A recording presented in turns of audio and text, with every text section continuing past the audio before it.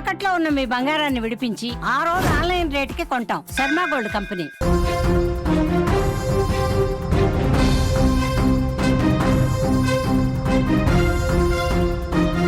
మరో breaking news చూస్తున్నాం. రష్యాపై drone దాడులు కంటిన్యూ చేస్తుంది. ఉక్రెయిన్ ఏ మాత్రం కూడా తగ్గనని చెప్తోంది. ఏకంగా మాస్కోపైనే డ్రోన్లతో దాడి చేసింది. డ్రోన్లను రష్యా వాయుసేన అడ్డుకుంటున్న పరిస్థితి కనిపిస్తోంది. యుక్రెయిన్ దాడితో ఉనుకోవో అలాగే దొముడేదేవో క్లోజ్ చేసినట్టుగా రష్యా ప్రకటించింది. అజౌట్ రసాయనాల కర్మాగారంపై కూడా దాడి చేసింది యుక్రెయిన్. అలాగే మృతదేహాల అప్పగింతపై కూడా ఆలస్యం జరుగుతోంది. సరిహద్దుల్లో యుక్రెయిన్ సైనికుల భౌతికాయాలతో కంటైనర్లు నిలిచిపోయినట్లుగా మనకైతే సమాచారం అందుతోంది. మొత్తంగా ఎవరూ వెనక్కి తగ్గడం లేదని ఇక్కడ చెప్పుకోవచ్చు. ఇటు యుక్రెయిన్ అటు రష్యా ఇద్దరే ఒకరిపై ఒకరు వరుస దాడులతో యుద్ధాన్ని పీక్స్ కు చేర్చారు. ఆపరేషన్ స్పైడర్ వెబ్ తర్వాత యుక్రెయిన్ పై రష్యా భీకర్ దాడులతో విరుచుకుపడుతోంది. గత 3 రోజులుగా యుక్రెయిన్ రాజధానితో కీవ్ తో పాటు మిగిలిన జిల్లాల్లోకి రష్యా ఆయుధాలు తీసుకొచ్చాయని చెప్పుకోవచ్చు. అయితే ఈ దాడులకు ప్రతీకారంగానే యుక్రెయిన్ కూడా అటాక్ మొదలుపెట్టిందని చెప్పుకోవచ్చు. శనివారం సాయంత్రం రష్యాపై దాడులు చేసిన యుక్రెయిన్ ఆదివారం కూడా కంటిన్యూ చేసింది. ఏకంగా రష్యా రాజధాని మాస్కో వైపు యుక్రెయిన్ డ్రోన్లు దూసుకొచ్చాయి. అయితే 9ంటిని రష్యా వాయుసేన కూల్చివేసిందని కూడా మేయర్ సెర్గెల్ సోబ్యానిన్ తెలపడం జరిగింది. అయితే యుక్రెయిన్ దాడితో రష్యా ఉనుకోవో దొముడేదేవో విమానాశ్రయాలను కూడా పూర్తిగా నిలిపివేయాల్సి వచ్చినట్లుగా సమాచారం. విమానాశ్రయాల్లో విమానాలను నిలిపివేసినట్టు రష్యా పౌర విమానయాన సంస్థ రోసావియత్సియా తెలిపింది. అలాగే తులా రీజియన్లో ఉన్న అజౌట్ రసాయనాల కర్మాగారంపై కూడా యుక్రెయిన్ డ్రోన్ దాడి చేసినట్లుగా మనకి కనిపిస్తోంది. ఏ కారణంగా కొద్దిసేపు మంటలు కూడా వ్యాపించాయి.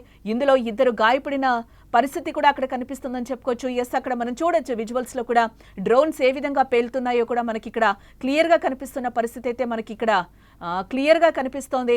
నువ్వు మా రాజధానిని కొడితే మేము మీ రాజధానిని కొడతామని కూడా టచ్ చేస్తాం అనే రీతిలో జెలెన్స్కీ మాస్కో పైకి డ్రోన్లను పంపి మరోసారి రష్యాను రెచ్చగొట్టే ప్రయత్నం చేశారు. ఇప్పటికే యుక్రెయిన్ చేసిన ఆపరేషన్ స్పైడర్ వెబ్ దాడికి రగిలిపోతున్న పుతిన్ మళ్లీ దాడుల నేపథ్యంలో ఇక ఆలోచించే పరిస్థితి కూడా ఉండదని కూడా యుద్ధ నిపుణులు అంచనా వేస్తున్న పరిస్థితి కనిపిస్తుంది. ఒకవైపు జెలెన్స్కీ యుద్ధం ఆపాలని కోరుతున్న పరిస్థితి. అందుకోసం ప్రపంచ దేశాలు ముందుకు రావాలని పుతిన్తో మాట్లాడాలని వేడుకుంటున్నారు. గతంలో కూడా మనం చూసాం ట్రంప్ మాట్లాడినప్పుడు కూడా పుతిన్ ఒప్పుకొని పరిస్థితి అయితే కనిపించింది. ఖచ్చితంగా మేము దాడి చేస్తాము, ప్రతీకార చర్యలు తీర్చుకుంటామని కూడా గతంలో పుతిన్ చెప్పిన పరిస్థితి కనిపిస్తోంది. మా మీద ఉగ్ర దాడి చేస్తోంది అని కూడా ఆయన చెప్పిన పరిస్థితి, పుతిన్ చెప్పిన పరిస్థితి కనిపిస్తోంది. అదే రీతిలో ఈరోజు ఎంత పగుందో అంత పగ కూడా పుతిన్ తీర్చుకుంటున్న పరిస్థితి కనిపిస్తుంది. ఇదే నేపథ్యంలోనే యుక్రెయిన్లో ఎలాంటి పరిస్థితులు తలెత్తాయో ఈ రోజు జెలెన్స్కీ వచ్చి వేడుకుంటున్న పరిస్థితి కనిపిస్తుంది. వద్దు మొర్రు యుద్ధము ఆపాలి అంటూ కూడా కోరుకుంటున్న పరిస్థితి కనిపిస్తుంది. కానీ దీనికి తలొగ్గే పరిస్థితి లేదు అని కూడా పుతిన్ చెప్తున్న పరిస్థితి కనిపిస్తుంది. ఈ నేపథ్యంలోనే కిమ్ కూడా పుతిన్ కి రష్యాకి సపోర్ట్ చేస్తున్న పరిస్థితి కూడా కనిపిస్తుంది. ఎటువంటి ఆయుధ సామగ్రి కావాలన్నా, ఎటువంటి పరిహారాలు కావాలన్నా, ఎటువంటి ఆర్థికంగా మేము అన్ని మీకు సపోర్ట్ చేస్తామని కూడా చెప్తున్న పరిస్థితి కనిపిస్తుంది. ట్రంప్ ఒక పక్క యుద్ధం ఆపాలి అని చెప్తున్నా కూడా మాట్లాడిన ఒక గంటలోపే పుతిన్ సేన దాడులు జరిపిన పరిస్థితి అయితే నిన్న మొన్నటి వరకు కూడా చూసాం మనం. ఇదే నేపథ్యంలో యుక్రెయిన్ కూడా తగ్గను అంటుంది, యుద్ధం ఆపాలి అంటుంది. ఇదే నేపథ్యంలో మళ్ళీ కూడా యుద్ధంతో ముందుకు వెళ్తున్న పరిస్థితి, ఒకరికి మించి ఒకరు అక్కడ యుద్ధాలు చేసుకుంటున్న పరిస్థితి అయితే కనిపిస్తుంది. క్షిపణులతో డ్రోన్లతో విరుచుకుపడుతున్న పరిస్థితి అయితే మనకి విజువల్స్ లో కూడా క్లియర్ గా కనిపిస్తుంది. ఇందులో భాగంగానే ఈ రోజు మృతదేహాల అప్పగింతలో భాగంగానే అక్కడ కంటైనర్ లో మృతదేహాలు 6,000కు పైగా మృతదేహాలు కంటైనర్ లో నిలిచిపోయిన పరిస్థితి కూడా కనిపిస్తోంది. ఇప్పట్లో యుద్ధం ఆగే పరిస్థితులు అయితే కనిపించడం లేదు. ఇప్పటికే పుతిన్ దళాలు యుక్రెయిన్ కు చుక్కలు చూపిస్తున్న పరిస్థితి కనిపిస్తుంది. ఇలాంటి ఉద్రిక్తత పరిస్థితుల నేపథ్యంలో అటు సైనికుల మృతదేహాల అప్పగింతపై కూడా సందిగ్ధత నెలకొందని చెప్పుకోవచ్చు. రష్యా యుక్రెయిన్ మధ్య ఇటీవల జరిగిన చర్చల్లో 6,000 మంది సైనికుల మృతదేహాల అప్పగింతపై అంగీకారం జరిగి అది ముందుకు సాగడం లేదు. మృతదేహాలను అప్పగించే ప్రక్రియను యుక్రెయిన్ ఆలస్యం చేస్తోంది.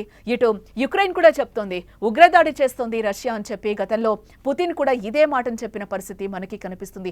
ఈ నేపథ్యంలోని ఇద్దరి మధ్య కూడా మాట పెరిగి ఇంకా చర్చలు, శాంతి చర్చలకైతే ఇటు పుతిన్ కూడా ఒప్పుకొని పరిస్థితి కనిపిస్తుంది. ఇదే నేపథ్యంలో ఈ రోజు జెలెన్స్కీ చూసుకుంటే మనం జెలెన్స్కీ చర్చలకు రావాలి, అన్ని కూడా మిత్ర దేశాలు రావాలి అని పిలుస్తున్న పరిస్థితి కనిపిస్తుంది. కనిపిస్తుంది. అందరూ పుతిన్తో మాట్లాడాలని కూడా ఈరోజు జెలెన్స్కీ వేడుకుంటున్న పరిస్థితి కనిపిస్తుంది. యుద్ధము దాదాపు స్టార్ట్ అయ్యి కూడా 2-3 సంవత్సరాలు కావస్తుంది. ఇందులో చాలా మంది చిన్నారులు కూడా చనిపోయారని చెప్పి కూడా జెలెన్స్కీ చెప్తున్న పరిస్థితి కనిపిస్తుంది. ఏదేమైనా కూడా మొత్తానికి యుద్ధం ఆపే పరిస్థితి లేదు అని కూడా పుతిన్ చెప్తున్న పరిస్థితి కనిపిస్తుంది. ఈ నేపథ్యంలోనే యుక్రెయిన్ మళ్లీ దాడి చేసింది.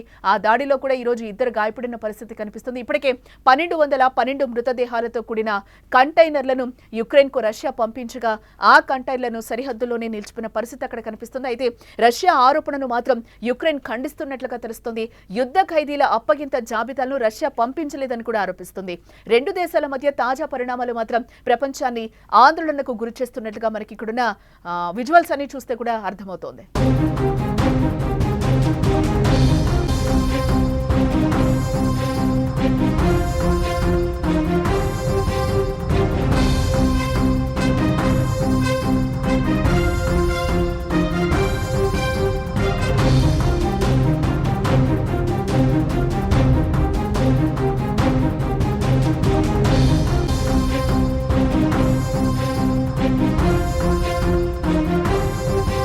ఇక్కడ మనం చూడొచ్చు, ఎవరు కూడా వెనక్కి తగ్గడం లేదు. ఇటు యుక్రెయిన్ కానీ అటు రష్యా కానీ ఇద్దరే అన్నట్లుగా ఉంది. ఒకరిపై ఒకరు వరుస దాడులతో యుద్ధాన్ని పీక్స్ కు చేర్చారని చెప్పుకోవచ్చు. ఆపరేషన్ స్పైడర్ వెబ్ తర్వాత యుక్రెయిన్ పై రష్యా భీకర దాడులతో విరుచుకుపడుతున్న పరిస్థితి మనకు కనిపిస్తుంది. గత 3 రోజులుగా మనం చూస్తున్నాం. యుక్రెయిన్ రాజధానితో కీవ్ తో పాటు మిగిలిన జిల్లాల్లోకి రష్యా ఆయుధాలు దూసుకొచ్చాయి. అయితే ఈ దాడులకు ప్రతీకారంగా యుక్రెయిన్ కూడా అటాక్ మొదలుపెట్టిందని చెప్పుకోవచ్చు. శనివారం సాయంత్రం రష్యాపై దాడులు చేసిన యుక్రెయిన్ ఆదివారం కూడా కంటిన్యూ చేసిందని చెప్పుకోవచ్చు. ఏకంగా రష్యా రాజధాని మాస్కో వైపు యుక్రెయిన్ డ్రోన్లు దూసుకొచ్చాయి. అయితే 9ంటిని రష్యా వాయుసేన కూల్చివేసిందని మేయర్ సెర్గెల్ సోబ్యానియన్ తెలిపారు.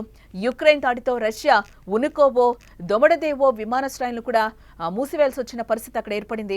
ఇటు విమానాశ్రయాల్లో విమానాలను నిలిపివేసినట్టు రష్యా పౌర విమానయాన సంస్థ రోసావియత్సియా కూడా తెలపడం జరిగింది. అలాగే తులా రీజియన్ లో ఉన్న అజోట్ రసాయనాల కర్మాగారంపై కూడా యుక్రెయిన్ నిన్న దాడి చేసిన పరిస్థితి కనిపిస్తుంది. ఇవన్నీ కూడా కొద్దిసేపు మంటలుగా వ్యాపించాయి. ఇద్దరు ఈ పరిస్థితిలో గాయపడినట్లుగా, ఈ నేపథ్యంలోనే ఇద్దరు గాయపడినట్లుగా కూడా మనకు తెలుస్తోంది. కలుగా రీజియన్ లో 7 యుక్రెయిన్ డ్రోన్లను ధ్వంసం చేసినట్లుగా కూడా అక్కడి గవర్నర్ తెలపడం జరిగింది. ఇవన్నీ కూడా మాస్కో నగరానికి సమీపంలో ఉన్న రీజియన్లే అని చెప్పుకోవచ్చు.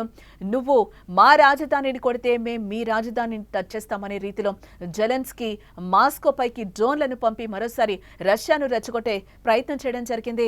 ఇప్పటికే యుక్రెయిన్ చేసిన ఆపరేషన్ స్పైడర్ వెబ్ దాడికి రగిలిపోతున్న పుతిన్ మళ్లీ దాడుల నేపథ్యంలో ఇక ఆలోచించే పరిస్థితి కూడా ఉండదని యుద్ధ నిపుణులైతే ఇప్పటివరకు అంచనా వేస్తున్న పరిస్థితి కనిపిస్తుంది. ఇదే నేపథ్యంలోనే ఆయన శాంతి చర్చలు కూడా రాని పరిస్థితి కనిపిస్తుంది. గతంలో యుద్ధం ఏ పీక్స్ కు వెళ్ళిందో చూసాం మనం. యుక్రెయిన్ కూడా మళ్లీ రష్యా మీద రష్యా రీజియన్ లో ఉండి దాడి చేసిన నేపథ్యంలోనే మళ్లీ కూడా మేము శాంతి చర్చలకి రాము అని కూడా ఆయన తెగేసి చెప్పిన పరిస్థితి కనిపిస్తుంది. ఇదంతా కూడా ఒక రకంగా ఒకవైపు జెలెన్స్కీ యుద్ధం ఆపాలని కోరుతున్న పరిస్థితి కనిపిస్తుంది. అందుకోసం ప్రపంచ దేశాలన్నీ కూడా ముందుకు రావాలని, పుతిన్తో మాట్లాడాలని కూడా వేడుకుంటున్న పరిస్థితి కనిపిస్తుంది జెలెన్స్కీ. ఇటు మరోవైపు మాత్రం రష్యాపై దాడులు చేయడంతో ఇప్పట్లో యుద్ధం ఆగే పరిస్థితులు లేవు. అక్కడ ఆ పరిస్థితులు కూడా కనిపించడం లేదు. ఇప్పటికే పుతిన్ దళాలు యుక్రెయిన్ కు చుక్కలు చూపిస్తున్నాయి. ఇలాంటి ఉద్రిక్త పరిస్థితుల నేపథ్యంలో అటు సైనికుల మృతదేహాల అప్పగింతపై కూడా సందిగ్ధత నెలకొందని చెప్పుకోవచ్చు మనం. రష్యా యుక్రెయిన్ మధ్య ఇటీవల జరిగిన చర్చల్లో 6000 మంది సైనికుల మృతదేహాల అప్పగింతపై అంగీకారం జరిగింది. అది ముందుకు సాగడం లేదు. ఈ నేపథ్యంలోనే అక్కడ విజువల్స్ లో కూడా మనం చూస్తున్నాం. కంటైనర్స్ లో మృతదేహాలన్నీ కూడా ఉండిపోయినట్లుగా మనకి తెలుస్తోంది. ఇవి ఇచ్చిపుచ్చుకునే దాంట్లోనే గొడవ కూడా ఇంకా ఎక్కువైందని చెప్పుకోవచ్చు. 6000 మృతదేహాలు అక్కడే ఉండిపోయాయి. కంటైనర్స్ లో నిలిచిపోయిన పరిస్థితి కనిపిస్తుంది. ఆ కంటైనర్స్ కూడా మనం సుమన్ టీవీ స్క్రీన్ మీద అయితే విజువల్స్ రూపంలో క్లియర్ గా మనకైతే కనిపిస్తుంది. అక్కడ ఎటువంటి పరిస్థితులు నెలకొన్నాయి, ఏమైంది అనేది కూడా మనం అక్కడ చూడొచ్చు. మృతదేహాలను అప్పగించే ప్రక్రియను యుక్రెయిన్ ఇప్పటికే ఆలస్యం చేస్తోంది అని చెప్పి కూడా రష్యా అధికారులు ఆరోపిస్తున్నారు. ఇప్పటికే 1212 మృతదేహాలను కూడిన కంటైనర్లను యుక్రెయిన్ కు రష్యా పంపించగా ఆ కంటైనర్లు సరిహద్దుల్లోనే నిలిచిపోయిన పరిస్థితి కనిపిస్తుంది. అయితే రష్యా ఆరోపణలను మాత్రం యుక్రెయిన్ ఖండిస్తున్నట్లుగా మనకి తెలుస్తోంది. యుద్ధ ఖైదీల అప్పగింత జాబితాలను రష్యా పంపించలేదని ఆరోపిస్తోంది. 2 దేశాల మధ్య తాజా పరిణామాలు మాత్రం ప్రపంచాన్ని ఆందోళనకు గురి చేస్తున్నాయని చెప్పుకోవచ్చు.